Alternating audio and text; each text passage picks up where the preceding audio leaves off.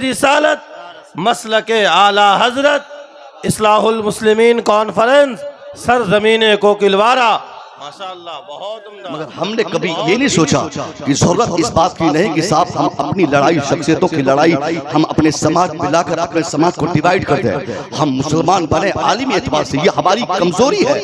हमारी तबाही का जिम्मेदार कोई दूसरा नहीं। शाकिर साहब अपनी अशार पढ़ते हुए कह रहे थे ना कि हमारी बर्बादी का जामिन कोई नहीं।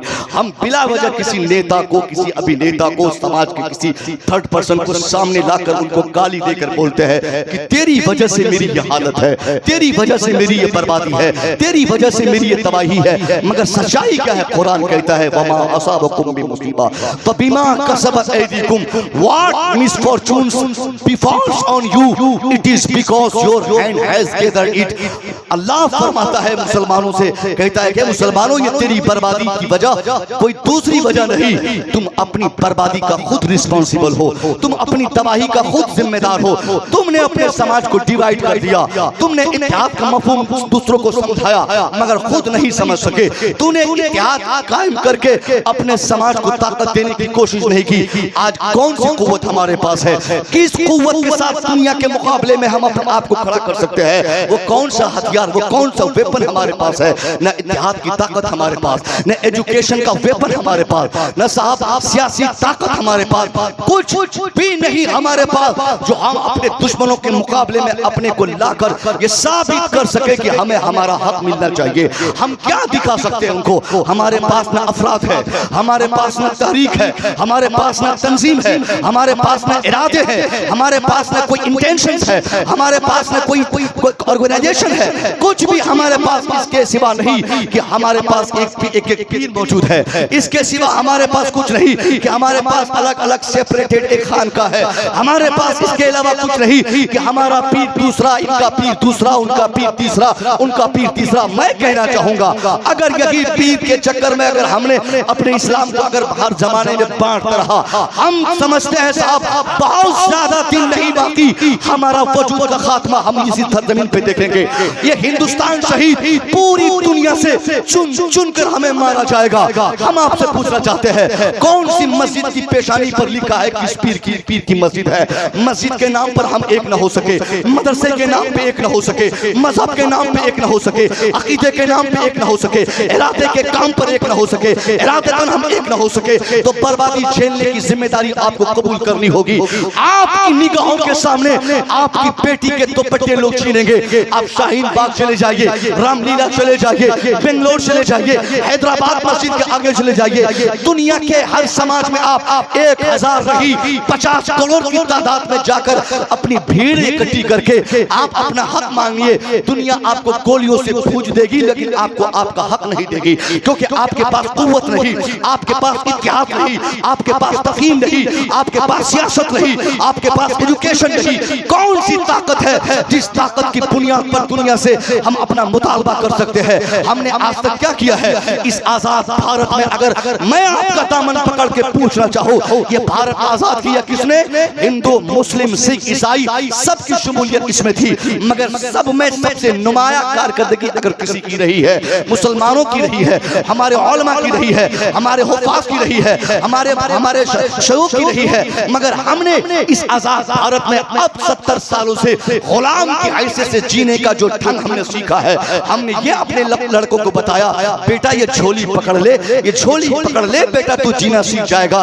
फलाने को जिता दे वरना फलाना जीत जाएगा, ये हारेगा वो जीतेगा, वो जीतेगा ये हारेगा, इसको नहीं दोगे वोट तो वो हार जाएगा, वो नहीं इसको दोगे तो वो जीत जाएगा। ये 70 सालों में ड्रामाबाजी कर करके हमारे समाज को जो हमने खोखला कर दिया है, आज कायदे का कोई लीडर हमारे समाज में नहीं, क्योंकि हमने सियासत को अपने लिए हराम समझा, हमने सियासत को दूसरों की खेती समझा, हमने सियासत को अपने लिए कोई बहुत बड़ी जरूरत नहीं समझा। हमने सोचा कि सियासत का मतलब हरामखोरी है, सियासत का मतलब गद्दारी है, सियासत का मतलब जुल्म है, सियासत का मतलब ज्यादती है, सियासत का मतलब पैसा कमाना है, सियासत का मतलब कुछ और है।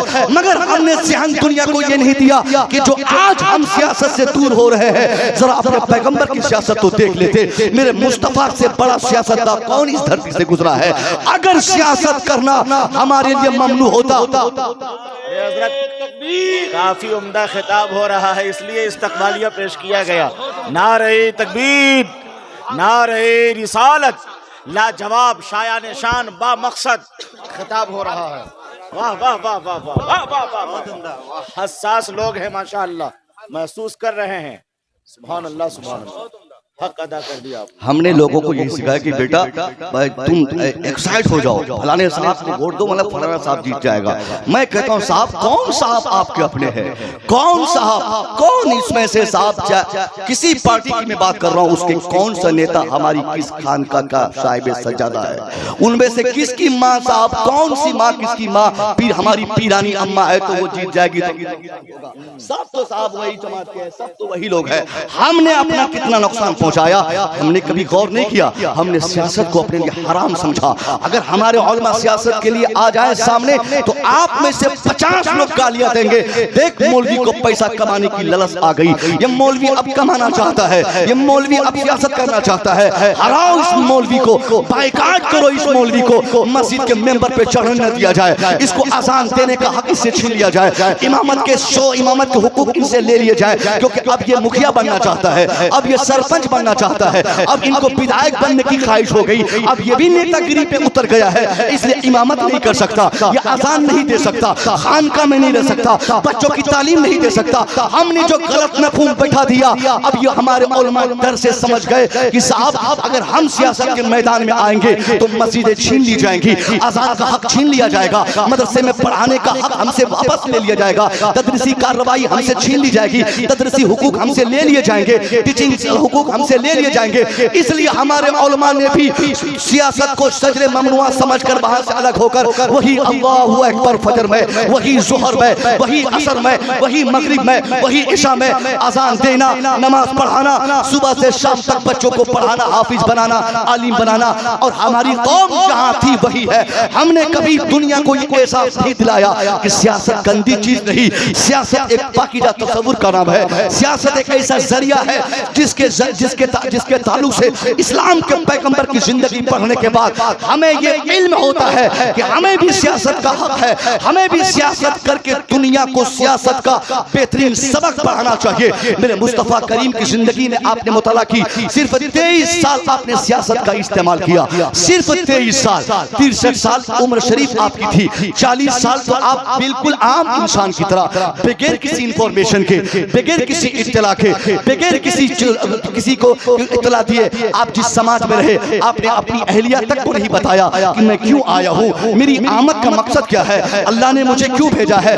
अपनी बीवी को भी आपने नहीं खबर दी कि मेरी आमद, मेरी पैदाइश, मेरी बेइज्जत का इंटेंशन, इरादा अल्लाह का क्या है। 40 साल के बाद जब मुस्तफा ने सियासत का मैदान फतह करना आपने चाहा, सियासी एतबार से ईमान को समाज की जरूरत जब आपने बनाना चाहिए, तो दुनिया की तारीख बताती है सिर्फ 23 साल में इस्लाम के पैगंबर ने उदू इला रब्बिका बिल हिकमा वल मौइज़तिल हसना का जो ऐसा पाठ दुनिया के सामने स्थापित फरमाया था, दुनिया गवाह है। 23 साल में लोगों ने, किसी ने आपके दंदाने मुबारक को शहीद किया, किसी ने आप पर पत्थरों की बारिश की, किसी ने आपको गालियां दी, किसी ने आपकी गर्दनें काटने के लिए तरीके चलाई, किसी ने नमाज रोका, किसी ने मस्जिद रोकने की कोशिश की, किसी ने आपके इरादे को, आपके मकसद को, आपकी तहरीक को रोकने के लिए अपने समाज में 50-50 तरीके बनाई। मुस्तफा ने सब्र किया, मुस्तफा ने इस्लामिक सियासत का तसव्वुर पेश किया, सब्र और तहम्मुल का ऐसा अनमोल खजाना आपने अपनी जिंदगी में अपने किरदार से दुनिया के सामने पेश किया कि आप पर पत्थरों की बारिश होती रही, समझाने वाले आपके पास आते रहे, बताने वाले आते रहे कि हुजूर आपको बाअख्तियार है, अल्लाह ने आपको बाअख्तियार बनाया है, आप चाहें तो उतबा का कलेजा बाहर आ जाए, आप इरादा कर ले शैबा का सीना चाक हो जाए, आपकी उंगली के एक इशारे से जब चांद वापस हो, चांद का टुकड़ा हो सकता है, सूरज वापस हो सकता है, पेड़ पौधे आपके पास आ सकते हैं, कंकरियां कलमा पढ़ने पर मजबूर हो सकते हैं। तो सरकार आप क्यों नहीं चाहते कि दुश्मन का खात्मा हो जाए?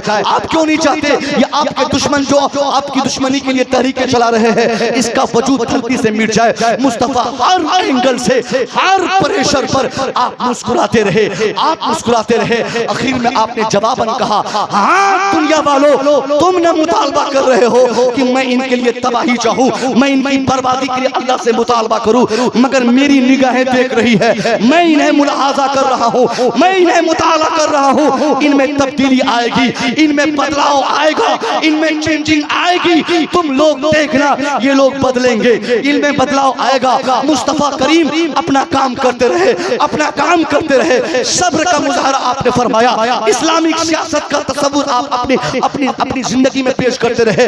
दुनिया ने क्या देखा, मुस्तफा जाने रहमत की पेशन गोई का वो शानदार असर दुनिया में देखने को मिला कि 23 साल की जिंदगी में मुस्तफा करीम पर जिन लोगों ने पत्थरों की बारिश की, मुस्तफा की सियासत को उन लोगों ने ऐसा एक्सेप्ट किया, इस कदर मुस्तफा जाने रहमत से मुतासिर हुए कि मुस्तफा जाने रहमत पर पत्थरों की बारिश करने वाले उसी नबी की जिंदगी पाक में पत्थरों की जगह पर दुरूदों की बारिशें करते हुए नजर आने लगे। मुस्तफा जाने रहमत ने ऐसी तब्दीली फरमाई कि जिन लोगों ने नमाजें रोकने की तहरीक चलाई थी, उनमें नमाज पढ़ने की ऐसी लत लग गई कि कुरान उनकी नमाज की शहादत देते हुए कहता है, तराहुम रुक्कान सुजदा व यब्तगून फज़लन मिनल्लाह व रिज़वाना, कि तुम उसको हमेशा देखोगे नमाज पढ़ते हुए। जिन लोगों ने नबी की गर्दनें काटने की तहरीकें चलाई थी, उन वही लोग उसी मुस्तफा की जिंदगी पाक में उसी नबी के नाम पर अपनी अपनी गर्दनें कटाने को तैयार हो गए।